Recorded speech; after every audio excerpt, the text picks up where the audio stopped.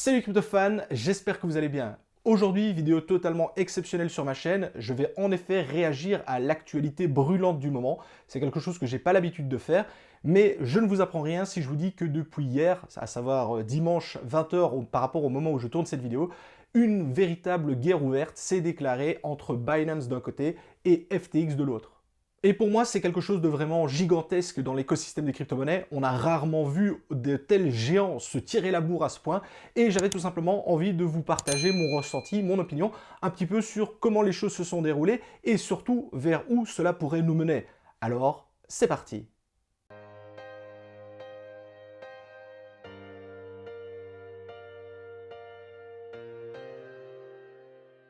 Par avance, je tiens à m'excuser pour la qualité globale de cette vidéo qui va probablement être un peu en dessous des autres par rapport à ce que j'ai l'habitude de vous proposer.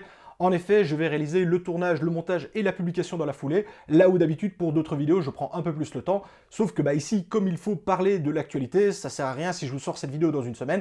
Donc au moment où je la tourne, on est le lundi et il est plus ou moins 11h. Et normalement, au moment où vous allez la regarder, il devrait être entre 17 et 18h. Donc par avance, désolé si le montage et la qualité de la vidéo sont un petit peu moins bons que d'habitude. Ceci étant dit, je vous propose maintenant de rentrer dans le vif du sujet et de commencer par d'où nous vient cette fameuse histoire. Alors, toute cette agitation, elle prend sa source il y a maintenant un peu plus d'une semaine, en ce qui concerne des personnes qui ont analysé les positions de FTX, et notamment une de ses succursales, si je puis dire, qui porte le nom de Alameda. D'après différentes analyses et rapports, il semblerait que celle-ci soit en défaut de paiement et ne possède donc plus suffisamment de liquidités que pour permettre de rembourser les différents investisseurs qui utilisent la plateforme. Le problème, c'est que cette plateforme Alameda, elle est liée donc à FTX et surtout, elle est liée à celle-ci par le fait qu'elle détient une énorme quantité de FTT, le token maison de FTX, et que donc si celle-ci venait à être liquidée pour manque justement de liquidité, eh bien cela pourrait de nouveau entraîner une chute en cascade de différentes étapes et de différentes choses. Vous l'aurez compris, on parle ici de choses complètement catastrophiques, aussi bien pour Alameda qui pourrait fermer ses portes, et malheureusement entraîner dans sa chute le reste de la plateforme, à savoir FTX, le deuxième plus gros exchange à l'heure actuelle. Et lorsque ces annonces ont été faites, beaucoup de personnes, au début, ont crié que c'était du FUD, donc tout simplement vouloir faire peur à l'ensemble de la communauté crypto, afin que ceux-ci notamment se séparent de leur FTT et quittent la plateforme FTX. Et du FUD, c'est quelque chose qui arrive très souvent, surtout sur les plateformes d'exchange. Quasiment tous les mois, un groupe nous sort d'on ne sait où, des fois, des analyses et des études sur des plateformes d'exchange selon lesquelles elles n'auraient pas les liquidités, elles seraient en défaut de paiement, etc. etc. Et ici, le FTX, donc Alameda qui appartient à FTX, c'est un petit peu la même situation. Je vous rappelle qu'il y a un peu plus d'un mois maintenant, on avait eu également une grosse vague de FUD sur les liquidités de KuCoin, et il s'est avéré au final que KuCoin n'avait absolument aucun problème de liquidité, c'était vraiment dans le but de faire peur. Ici, en ce qui concerne FTX, d'après en tout cas les premières analyses et les premiers rapports, il semblerait qu'il y ait effectivement quelques petits problèmes. On le dit souvent, il n'y a pas de fumée sans feu, mais le plus gros problème, selon moi, de l'histoire, il n'est pas là. D'ailleurs, moi, je ne vais pas vous en parler plus en détail de ce FUD, s'il est avéré ou non. Je vous laisse bien entendu faire vos propres recherches. Il y a un nombre incalculable pour le moment d'articles qui traitent le sujet, et qui le traitent d'ailleurs bien mieux que moi. Ici, le but, c'est pas de savoir si le FUD est fondé ou non, si réellement il y a des problèmes de liquidité sur Alameda ou non. Moi, ce qui m'intéresse surtout, c'est la petite pique et notamment la guerre qui vient de se déclencher suite aux annonces de Binance et notamment via leur dirigeant, leur patron, à savoir CZ. Car comme je vous le disais, l'histoire elle remonte à maintenant une bonne grosse semaine, sauf qu'au départ c'était des petits comptes qui relayaient l'information, certaines personnes commençaient à partager, etc. Mais ça se limitait vraiment à de petites entités, par rapport notamment à Binance qui va débarquer. Et il y a maintenant un peu plus de 24 heures, Binance, et donc encore une fois via CZ, a notamment indiqué qu'ils allaient se séparer de la totalité des FTT que ceux-ci possèdent. Et là, vous allez me dire, pourquoi est-ce que Binance, qui est une plateforme concurrente, détient du FTT? Eh bien tout simplement puisque au départ, lorsque FTX est né, l'un de ses plus gros investisseurs n'était autre que justement Binance. Ils ont donc obtenu au départ une très grande quantité de FTT, on parle de plusieurs millions de FTT, et ceux-ci ont notamment indiqué, donc via un tweet aux alentours de 20h, dimanche 20h, qu'ils allaient notamment s'en séparer. Et c'est là-dessus que je veux vraiment baser toute cette vidéo, et notamment avoir mes réflexions et les choses qui se passent avec vous, c'est vraiment sur cette annonce et tout ce qui va en découler, notamment à la suite de cette annonce. Alors je vais essayer de vous afficher le tweet d'origine quelque part afin que vous voyez d'où part justement toute cette histoire. Mais en réalité, donc Binance décide de se séparer de CFTT. C'est quelque chose qui est totalement logique, hein, on ne peut pas leur en vouloir pour ça. Mais moi vraiment, ce qui m'a un petit peu dérangé, c'est vraiment la façon dont les choses vont être faites. Et là, pour moi, on peut vraiment voir les choses de deux façons. D'un côté, il y a des personnes qui voient cette annonce de Binance officielle, hein, c'est sur leur Twitter officiel, c'est vraiment propagé sur l'ensemble de leur réseau. Beaucoup de personnes voient ça comme une preuve de transparence, de Binance. Et il est vrai que c'est une magnifique preuve de transparence. Ils ne prennent absolument pas la communauté au dépourvu. Ils annoncent d'office qu'ils ont des millions de FTT en stock, qu'ils vont décider de les vendre, et ils vont notamment indiquer ne pas vouloir impacter trop fortement le marché, notamment suite à la vente, puisque forcément si vous vendiez d'un seul coup plusieurs millions de FTT, il y a de fortes chances que le prix tombe à zéro. Et donc, ils indiquent notamment vouloir vendre les FTT tout au cours du temps, hein, donc sur plusieurs mois, afin de ne pas impacter le cours. Et si on voit ça comme ça, on peut se dire effectivement que c'est quelque chose de très sympathique, entre guillemets, hein, de la part de Binance, de ne pas vouloir justement punir la communauté, hein, donc la communauté crypto-monnaie dans son ensemble, avec notamment du FUD supplémentaire, etc., etc. Et beaucoup de personnes ont vu justement dans ce tweet de Binance une preuve de transparence qui est fortement bienvenue quand on a justement des suspicions comme ça de problèmes de liquidité, de problèmes de paiement, etc., etc. Sauf que d'un autre côté, il y a des personnes qui voient ça comme une façon d'alimenter encore une fois le FUD et surtout de venir passer un bon coup de couteau dans un concurrent qui devenait un petit peu trop ambitieux à leurs yeux. Et pourquoi est-ce que je vous dis cela? Eh bien tout simplement parce que lorsque vous possédez justement des quantités de coins énormes, ce qui est par exemple le cas ici donc de Binance avec le FTT, généralement vous n'allez pas commencer à acheter et à vendre vos crypto-monnaies de manière classique sur les exchanges comme vous et moi. En effet, lorsque vous avez des sommes conséquentes, que ce soit à l'achat ou à la vente pour une crypto-monnaie, généralement, ce qu'on vous propose, c'est ce qu'on va appeler de l'achat ou de la vente OTC.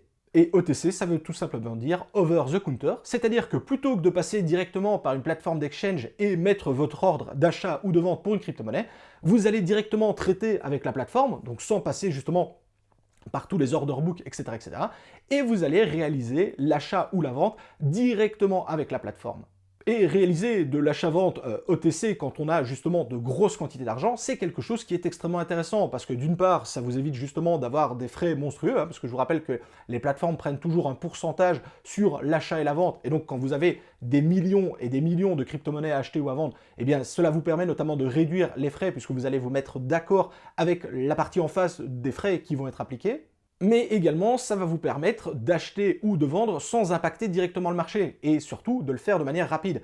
Effectivement, demain, vous avez, imaginons, 2 milliards de dollars à investir dans le Bitcoin. Si vous commencez à mettre des ordres d'achat sur Binance, FTX, que sais-je, une plateforme d'exchange, ça va vous prendre un temps fou pour justement obtenir la quantité, dans notre exemple de Bitcoin, pour les acheter ou les vendre, et surtout, vous allez impacter énormément le marché, ce qui fait que vous allez peut-être vendre beaucoup plus bas que ce que vous vouliez, ou tout simplement acheter beaucoup plus haut que ce que vous vouliez. Et donc vraiment, quand on a des sommes conséquentes, faire de l'achat-vente OTC, c'est quelque chose de commun, ce n'est donc pas exceptionnel. Et ce qui est très étonnant dans tout cela, c'est que Alameda, donc la société qui pour le moment est en difficulté, on va dire, a notamment proposé à Binance de racheter OTC, donc Over the Counter, CFTT au prix fixe de 22 $. Et c'est notamment pour cela que actuellement, en tout cas au moment où je tourne, le FTT se situe aux alentours des 22 $, puisque c'est le prix que Alameda est prêt à mettre notamment pour racheter des FTT à Binance. Et donc, avec une telle proposition, il aurait été beaucoup plus logique, attention, je n'ai pas dit intéressant, j'ai bien dit logique, il aurait été beaucoup plus logique pour Binance de vendre directement à Alameda CFTT, de s'en débarrasser une bonne fois pour toutes en une seule transaction, et comme cela, il n'était absolument plus impacté par le marché. Sauf que Binance, et notamment CZ, ont décidé de la jouer autrement, c'est-à-dire qu'ils ont rapatrié la totalité des FTT qu'ils possédaient sur Binance, et d'ailleurs on a eu un magnifique tweet de Whale Alert, qui est tout simplement un bot automatique sur Twitter qui va suivre justement les mouvements sur différentes crypto-monnaies, et notamment les mouvements importants, et on a pu voir justement des FTT être déplacés donc de la plateforme FTX de mémoire vers Binance. Encore une fois, je vous afficherai le tweet qui indique justement cette transaction, et on a d'ailleurs CZ, donc le patron de Binance, qui a bien indiqué que cette transaction était la leur, et que donc ils rapatrient effectivement leur FTT sur Binance, où ils vont réaliser notamment la vente de ces FTT. Et pour le coup, Binance, il n'est pas bête du tout en réalisant cette opération, puisque d'un côté, il y a des personnes qui sont justement très contentes de lui en indiquant que ceux-ci sont totalement transparents, et d'une autre part, il va créer du volume sur sa plateforme, je vous rappelle qu'il se rémunère grâce au volume, et ils vont justement se donner, entre guillemets, le bon côté de l'histoire, ce qui en soi est pas totalement faux, puisqu'en fait, comme ils détiennent des FTT, ils sont totalement libres de les acheter, de les revendre, etc. etc. Là-dessus, vraiment, j'ai aucune critique. Maintenant, du point de vue d'un simple utilisateur, c'est-à-dire vous et moi, eh bien cela risque malheureusement de continuer à alimenter le FUD et surtout de créer de la panique chez les différents investisseurs. Et d'ailleurs, on a pu le voir avec énormément de personnes qui souhaitent retirer leurs fonds de FTX parce qu'ils ont peur que Alameda ne vienne à sombrer et emporte avec lui FTX. Et honnêtement, là-dessus, je ne peux pas leur donner tort.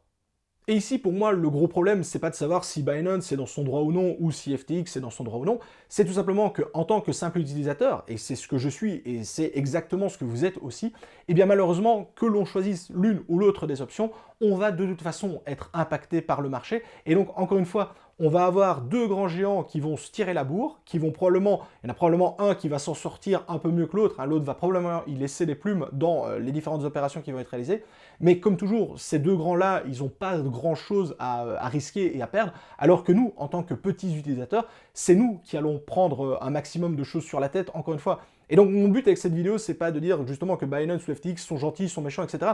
Ici, c'est vraiment, je me positionne sur la position qui est la nôtre, c'est-à-dire simple utilisateur, et croyez-moi que si jamais il y avait, encore une fois, de réels problèmes et de véritables problèmes avec Alameda, avec FTX, etc., etc., croyez-moi bien que si jamais il y a un problème sur une de ces deux plateformes et que cela venait à créer justement la chute du géant, je vous rappelle que FTX est la deuxième plus grosse plateforme derrière Binance, on serait dans une situation encore plus catastrophique que Luna et son UST. Et c'est pour moi là vraiment la chose la plus grave et la pire qui pourrait arriver. Si jamais on avait un problème au niveau de FTX, et même si vous êtes un utilisateur de Binance, et même si vous n'avez jamais foutu les pieds sur FTX, croyez-moi bien que si FTX vient à couler et emporter le marché, enfin, va emporter le marché avec lui, que vous soyez sur n'importe quelle autre plateforme, vous allez être impacté. Et moi également, bien entendu. Alors, attention également que pour le moment, les nouvelles, elles vont très vite. Au moment où je tourne cette vidéo, voilà le point de l'actualité. On est aux alentours, si je dis pas de bêtises, voilà, il est aux alentours de 11h30. Il est certain que moi, la vidéo, le temps que je la monte, etc., il sera probablement 17-18h, comme je vous le disais.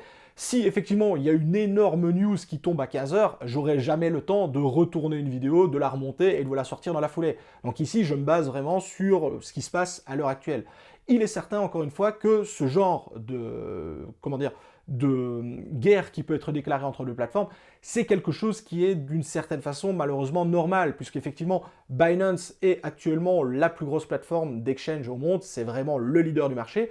FTX était vraiment en train de grappiller des places. Hein. De mois en mois, on voyait leur progression. Moi, notamment, je suivais leur progression sur CoinMarketCap. Ils étaient classés 10e, 9e, 8e, etc., etc. À l'heure actuelle, ils sont positionnés 2e et ils continuent d'engranger du volume, de nouveaux clients, etc., etc. Donc, sur ce qui est en train de se passer, comme je vous le disais vraiment depuis le départ de cette vidéo, on peut vraiment le voir de deux façons. Soit Binance a joué le côté transparent, et c'est effectivement une possibilité, et ils ont notamment voulu avertir la communauté en indiquant justement les mouvements qu'ils allaient réaliser. Mais d'un autre côté, on ne peut pas s'empêcher de se dire que c'est d'une certaine façon quand même une petite pique mise à leur concurrent direct qui est en train de prendre de plus en plus d'ampleur, et une façon entre guillemets de petit peu peut-être calmer les ardeurs donc, de son fondateur, hein, le fameux Sam Bankman, qui notamment s'était montré, il faut bien le dire, hein, aussi un petit peu extravagant, si je puis dire, hein, notamment en rachetant massivement différentes entreprises qui étaient en difficulté. Il faut également le dire, on se la joue un petit peu sur les réseaux sociaux, et d'ailleurs on l'a vu qu'il y avait une très grosse bataille d'ego, notamment là entre les deux patrons, avec vraiment les histoires qui ressortent, le fait de se dire ok, on a été copains par le passé, mais c'est pas pour autant qu'on sera toujours copains dans le futur, etc., etc. Maintenant, encore une fois, eux deux, ils vont probablement y laisser quelques plumes, mais ça va s'arrêter là. Les personnes qui vont être directement les plus impactées, ça reste nous, malheureusement, encore une fois, les petits utilisateurs. Bref, voilà les amis pour cette réaction à chaud sur justement l'actualité des crypto-monnaies, qui pour le moment, il faut bien le dire, est totalement brûlante par rapport à la semaine dernière où il se passait absolument rien. Encore une fois, je vous invite à bien entendu suivre cette actualité. Alors, ça va être très dur de la suivre en vidéo, donc pour cela, je vous invite à me suivre sur mes différents réseaux sociaux. Encore une fois, les liens sont en description et vont s'afficher ici quelque part. Notamment sur Twitter, c'est là que je suis le plus actif et c'est notamment là que je vais partager le plus rapidement possible les dernières nouvelles, les dernières informations, etc., etc. Donc je vous invite à me suivre là-dessus. Si ce type de vidéo un peu plus brouillon, mais beaucoup plus centré sur l'actualité vous a intéressé, n'hésitez pas à me le faire savoir en commentaire. N'hésitez pas à liker la vidéo, à vous abonner si ce n'est pas déjà fait. Je vous souhaite à tous d'excellents investissements dans les crypto-monnaies. C'était M. TK. Ciao les crypto-fans.